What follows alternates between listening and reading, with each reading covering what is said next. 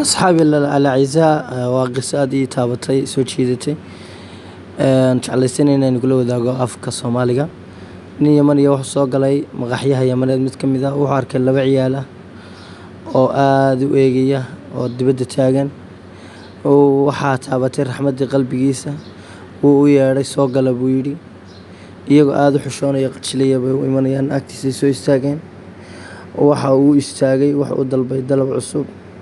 si uu dhowl cadeynaya si ay iyagoo qajilin sanayn ay wax cunaan sharaabkii ciyaalkii cuntada si fiican buu siinaya cuntadii buu u googoynaya hilibkii waxa moodaa aabba carruurtiisii wax siisanaya isagoo dhowl cadeynaya ayuu cuntadii ugu wanaagsanadii hilibka hormarinaya markay dhamaysteen ayuu fasaxay iyagii wuxuu yimid kolaygi waxaaba iyaduna dadka aad soo jiidatay la yaab noqotay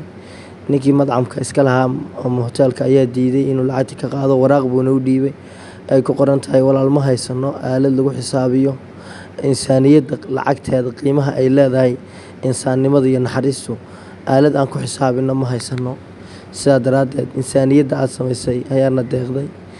wuxuuba u kacayba inuu dhunkado ninkan insaaniyadda ku jirtay iyo ma garanaysaa naxariistiisii isna uu abaal celiyay dhunkashiisna sidaas laag